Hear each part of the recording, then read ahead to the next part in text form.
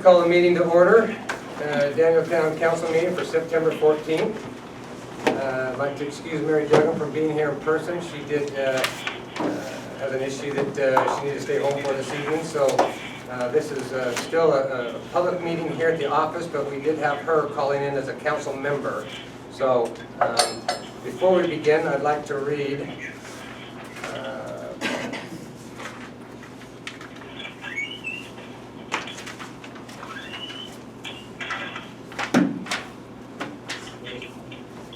Yeah, just read it.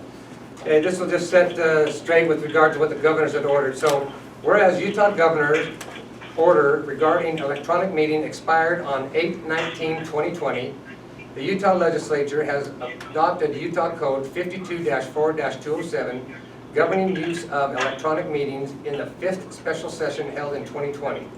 In accordance with 4.A, post written notice at the anchor location whereby the chair of the public body may convene and conduct an electronic meeting without an anchor location if the chair makes an written determination or substantial risk to the health and safety of those who may be present at the anchor location existing, which is what we're doing. Notice in accordance with 52-4-202-3.A has been established. One or more anchor locations for the public meeting, at least one of which is in the building and political subdivision where the public body would normally meet. Do I need to read that? That's a statement I needed to read before I moved on. We will need to read that, the lower part, just not that sentence. This one? It It has been determined that a member of the public body or administration has been exposed to a virus and as such has requested electronic participation. I'll entertain a motion to vote to establish electronic meeting in order to include other members if the public body needed so. So tonight it'll just be Mary that this applies to, and we're glad to have you here, Mary. Thank you. I appreciate being able to do this. I didn't want to expose anyone else in case I have been exposed. I understand, and we all appreciate that. Okay. Item number 1, public comments. Any issues that are on the agenda that someone might like to comment to? Yes. Okay. Traffic on in the town of Daniel on 3000 and Little Sweden Road. Okay. So we'll wait till then. So there's a question, and we'll go over that during the item number 8. So no other discussion from the public. We'll move on to item number 2, which would be discussion and possible renewal of a Heber Power and Light franchise agreement. Did he have comment before you moved on? I have a comment, but I just don't know when to produce it. During that Okay. Same time, okay. And then are you with Heber Light? Yes. Okay, if you wouldn't mind coming up and just your name for the record, and we'll start with Heber Light Power franchise agreement.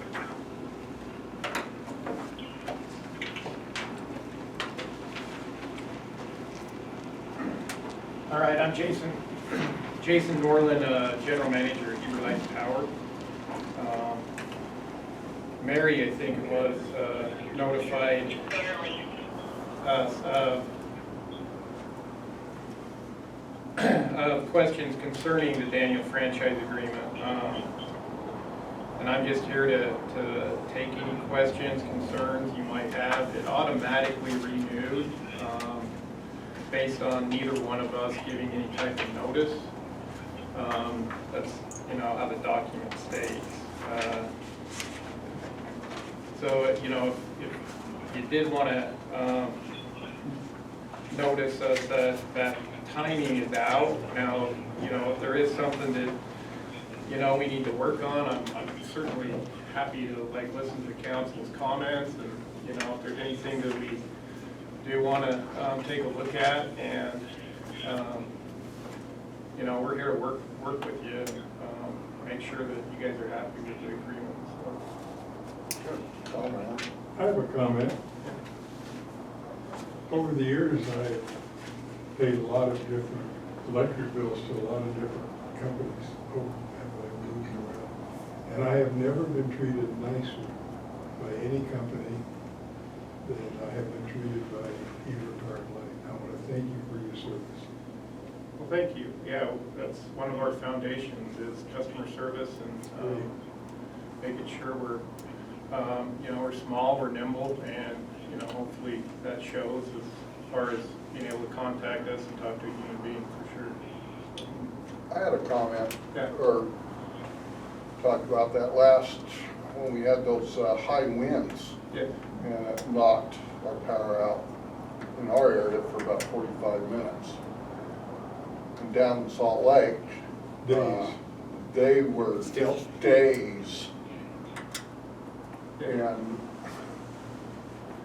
And when that happens, of course, you don't have any control when these bigger trees go. Or there's an accident, they take out these lines. And yet, like Phil, really appreciate how you guys jump on things.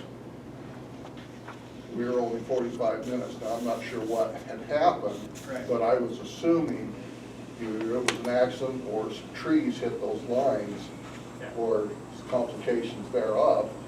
And because I think you have the ability to switch off from that main grid if they have a problem. And we're in our own little unit, is that somewhat? No, the transmission system never really got too affected by it, so we never had a transmission type outage.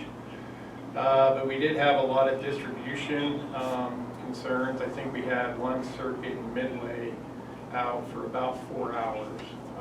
But, there was about, several large cottonwood trees in the Midway Farms area that came down on our lines through that area. And so it took us a while to get that cleared and lines back up in the air.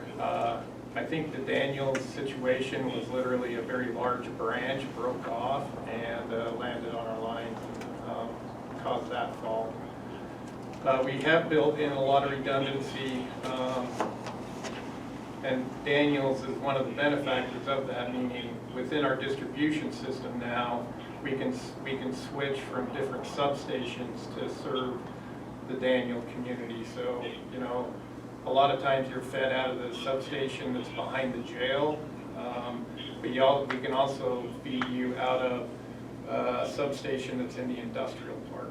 And so, if there does happen to be issues in that regard, we're able to keep service up, even though we might be, having a problem in a substation. So, we've really been working to get the system to where it's got that redundancy where we can feed from multiple points, and we feel pretty good about that Daniel circuit now, as far as the strength of it. So, anyways, anything else? I got a few things, and I know Eric's got a few things. Mine are a little trivial, but a couple of questions I'd like to clear for my own self, and when I get asked questions about it. You bet. So when we have a power, like this last one we had it, and it surged for a while, and lights fizzed, and then came on and fizzed. If something gets blown, what, is that just their computer? I mean, sometimes people say that the power surge, it used to do a lot, and now it's not near as much, but it still does. Right. If someone goes out and they think it's the power, and let's say it is the power, how do they get any recourse from, or is there recourse from power? Yeah, I mean, if it's something that we are directly at fault for, then absolutely, give us a call and we'll work through our insurance with you and get that claim taken care of. With a wind event like that. Natural disaster. Natural Yeah. disaster, that's just not covered within the realm of that. That's As just far come over as the last few years since our contract, it definitely is not due, and my question is not due because the wind's thrown out, kind of obvious, but there Right. have been surges and or Yes. others.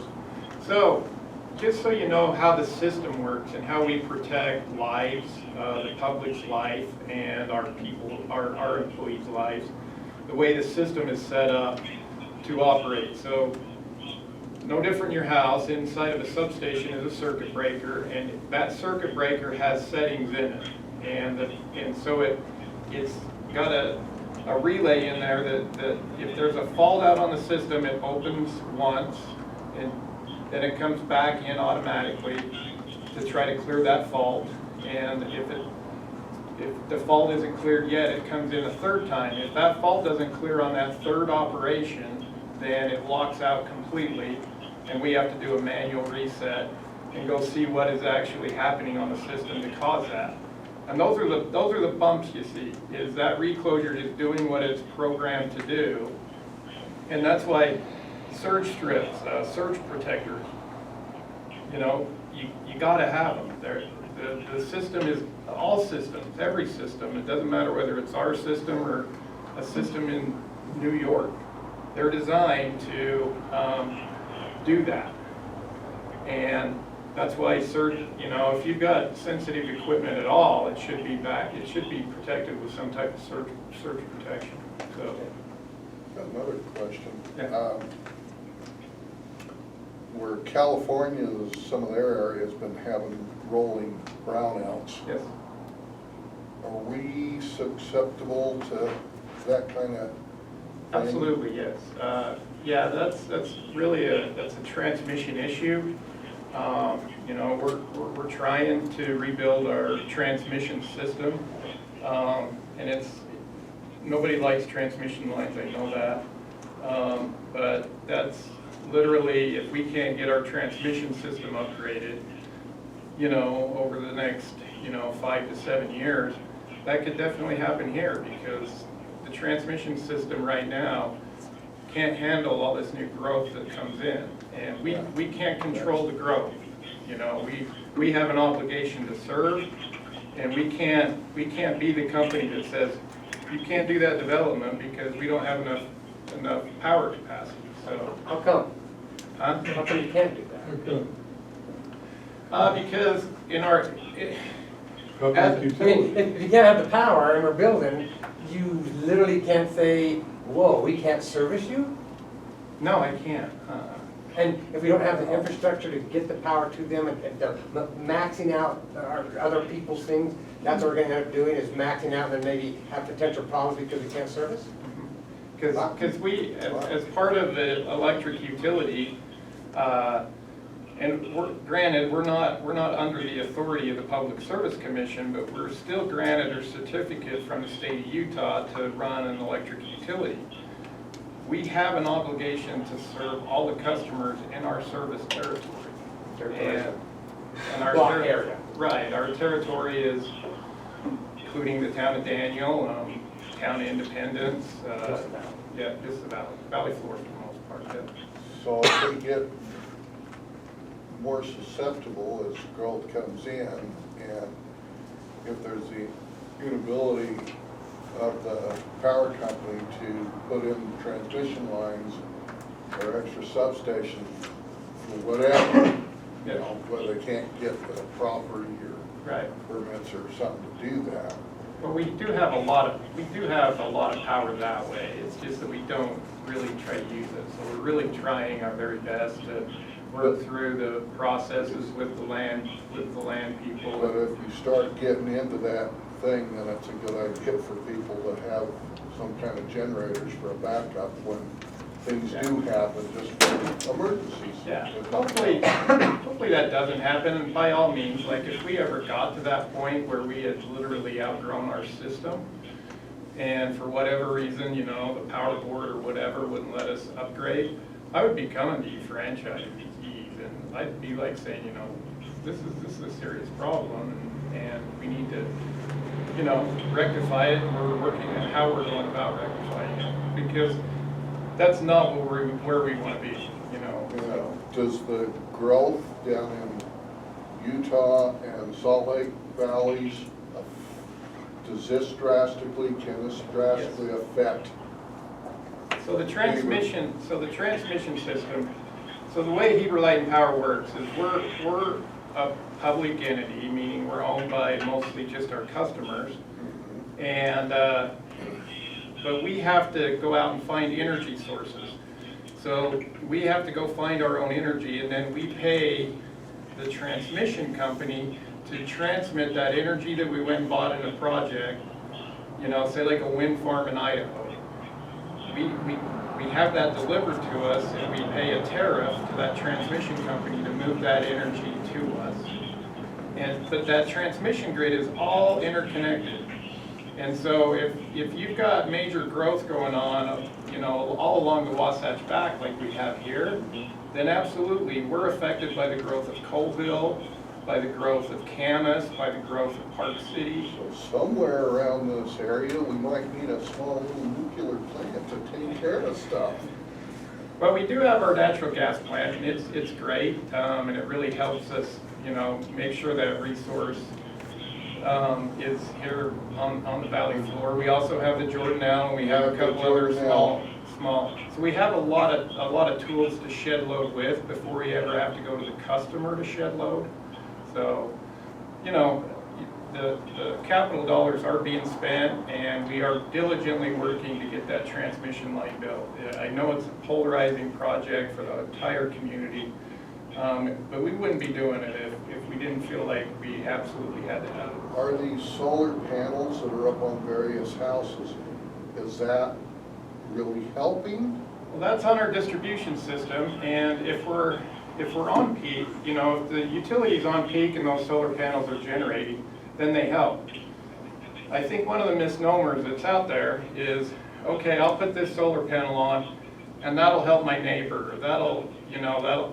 We can move that power back and forth. In order to do that, we've got to have the capacity. So you've got to have capacity for your generation, and you've got to have capacity for your load as well. Only during when the sun is shining. Yeah, and it's only when the sun is shining that you can, you know. And so our policy, we have a really good policy. We net completely with whatever our rate is. But we only allow you to put on enough solar to power your home. We don't, because it just adds capacity problems for us if all of a sudden everybody's overbuilding this solar and we can't really move it anyway. Okay, so for those who have solars, and if they can do things, if they can come up with a storage system, Yes, and maybe have that go to their storage, absolutely. and then they've got some at night or whenever they're peak, and so they don't have to draw so much from the grid. Yeah, absolutely. I think that, I think that technology keeps advancing, and I think eventually you will, see some really good systems out there that include storage and everything else that, will pretty much just keep us as a grid owner as, just kind of backup to these systems. But right now they're very expensive, and they're not that easy to keep maintained either. They're just not. You said, I want to clarify, Yeah. you said, well, let me explain it the way I understood you said. You have 10 homes in Beaver Valley with solar panels producing more than the house is used. You said you can't transport that to California, to Park City, to... Not, because they're on the distribution system. And so every one of you is tied to our distribution system. So you're going through, so that solar system that's on a house has to go through your circuitry, through a transformer, because you're at 120, 240. So it has to go through a transformer and get stepped up to 12,470 volts for me to move it, say, to the neighbor on the other side of the valley. I need capacity throughout all of that to move power. At the same time, I need the capacity for load. And so what I don't want to do is this guy wants to put a great big huge solar system on, and he thinks he's going to be able to sell it to all his neighbors.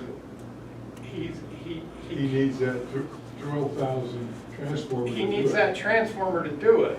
And then we're getting into more expensive stuff. And the losses to move that rooftop solar all the way to California, by the time you step up through all those transformers, you've lost it all. So it's literally unfeasible, Nuclear power would be the Yeah, in your backyard. So, Oh, okay.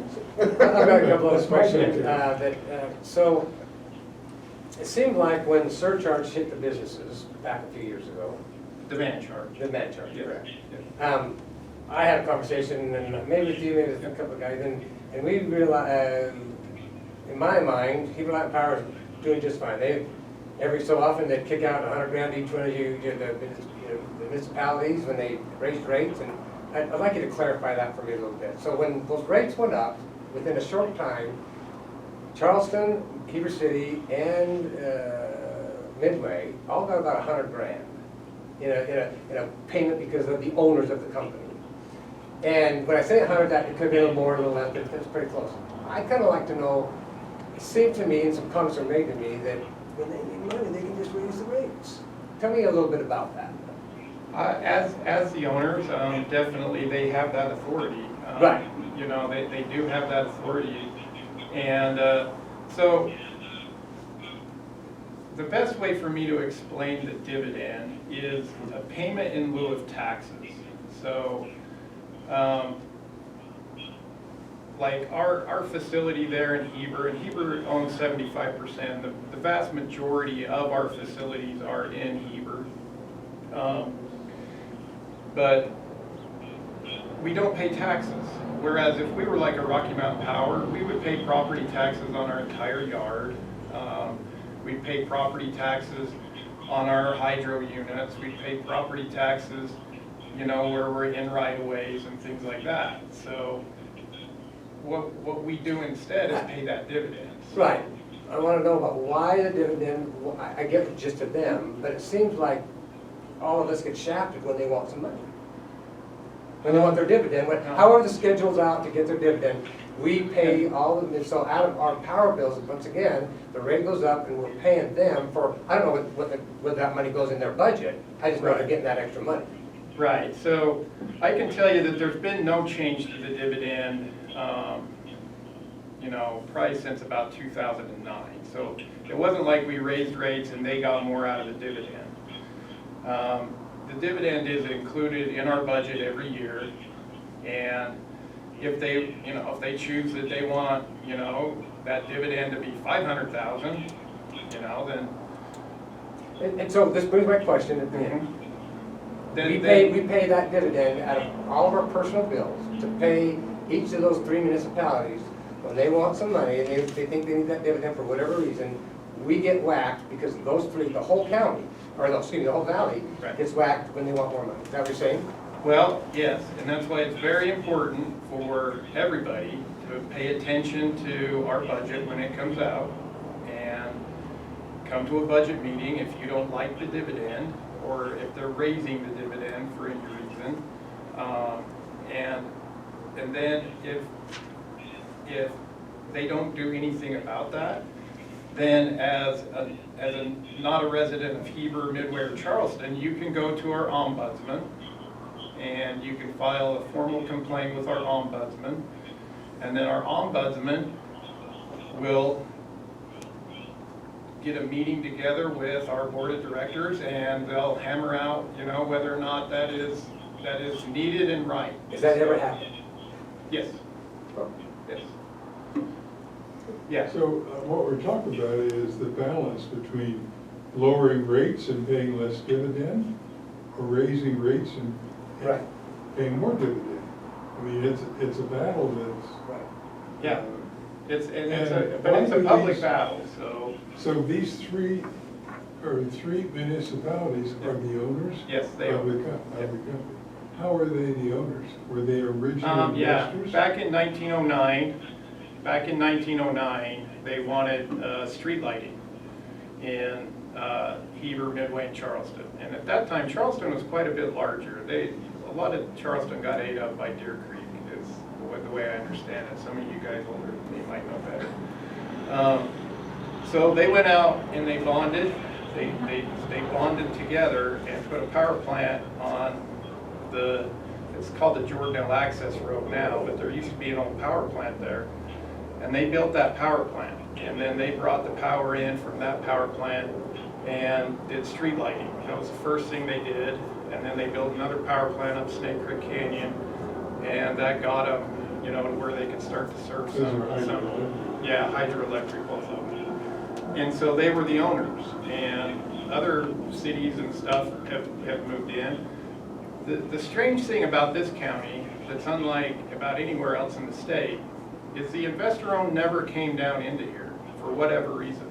The what? The investor-owned, so Rocky Mountain Power today, back then it was Utah Power and Light, and so for whatever reason, they stopped. But they would want to buy Heber Lake Power and add it to their conglomerate. Oh, yeah, for sure they would, yeah. If And the board ever probably- chose to like sell it, I'm sure that they would be right, they would be right Which there only to buy means it. one thing, Yeah, the rates go up. yeah, Yeah, yeah, right now, our rates are lower than theirs. they are. So, Yeah. so, and you also have local control too, granted, you guys aren't an owner, Daniel, but you do have local, I'm here. I'm not sure Rocky Mountain Power would send anybody into a franchise. And we appreciate you are here. We appreciate that, actually. I mean, that's one of those things that you get from a small utility like us, so. I know that's probably not the answer you wanted, but those owners, they like that dividend. They do, and I'm telling you, the businesses and a few people are brewing because they like that dividend, and as that dividend may creep up more, Yeah. more people's hair is gonna get on the back of their head because they're paying their power bill and they're paying their dividend, whatever. Monies are going to places that the rest of the county's not giving that extra benefit, the municipalities, I should say. Right. One last thing for me, and then I'll turn it over. So in the years past, you have not been able to put any signs of anything on any poles or posts or anything, but apparently back at the time when you guys and somebody had given authorization to the airport to hang their signs and other signs.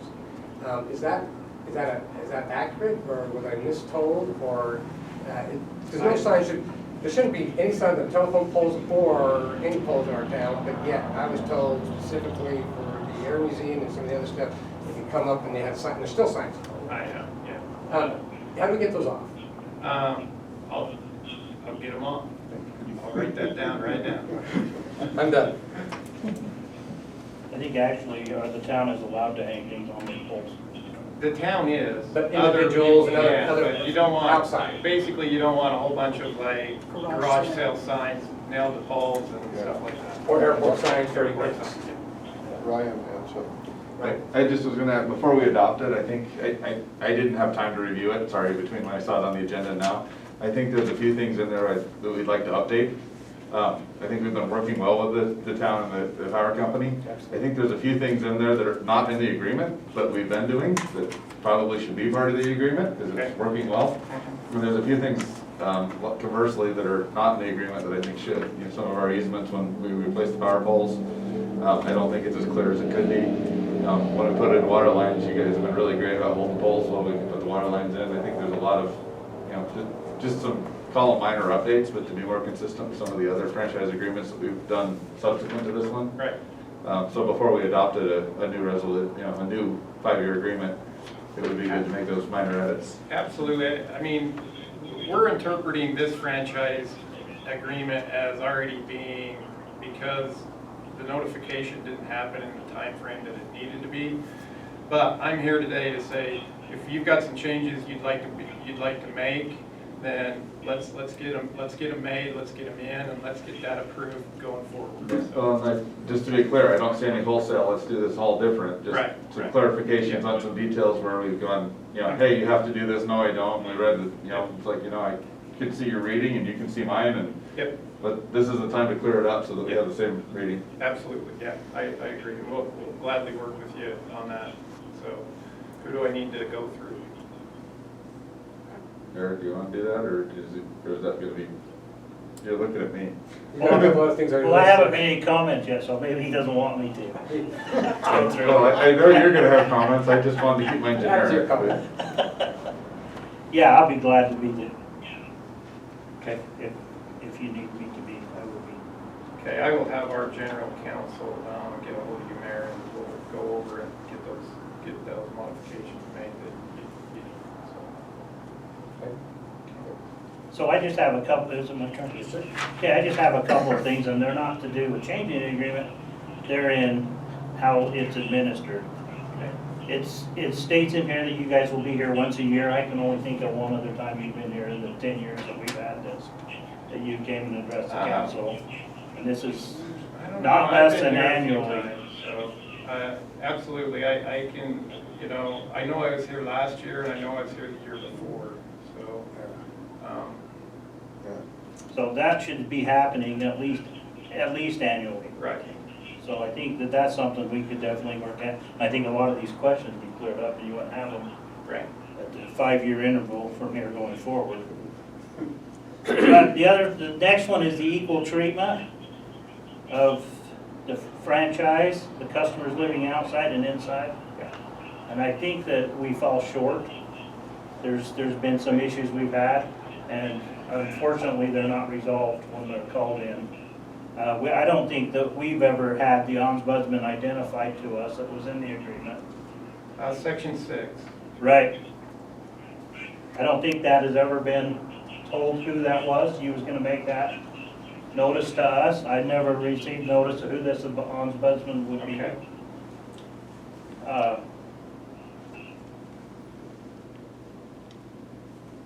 So I think that that's, before we can even get to that point, we don't even know who that is and who that's appointed. That's a big section that they don't even know who that is. So we have some complaints that we've had in the addition of the new poles up 3000 South, we've had some poles laying across accesses. But we don't even know who, I mean, you talk to the guys on site, nothing happens. I mean, they're calling us as town officials, make this happen. Well, there's nothing we can do because we don't know who to contact versus the guys that are out there on site, so. Okay, I'll feed you my contact information, you contact me. Okay, all right. And part of that agreement is, and I've brought these for you, these are emails. Personally, when they came down, I have to use my personal experience because that's what I have. Yeah. But they come down, they move the transformers over, the light doesn't work anymore, and all of a sudden it's my problem. So I have a yard light now that's out there that apparently I need to pay $75 service fee to have them come look at, or run my own wire back out from after the meter. I don't know how we got to that point, but you can see the names on that email of who saw that. Your name is not on there, you lucked out. Well, But I think that's the but- kind of but- stuff that we're getting that, But that, everybody gets billed out, even Heber, Midway, and Charleston get billed out. there's nothing against the build out. I'm saying it's working and now it's not. Okay. And now it's gonna cost $75 to see why, but now to run the wire back out before they even come out and look at it. I mean, you guys came out and chopped the top of I'd say you guys, I mean your guys, chopped the top of the pole off. I don't know what they did out there. They moved the transformer to the other side of the road, the light doesn't work. All of a sudden, it's my problem. I think that's wrong. I don't think the customer. It's not your problem, it's Well, my problem. You can redeem them. Yeah, I know. And again, if we had a complaint process that we knew, we'd be able to make those calls. That was just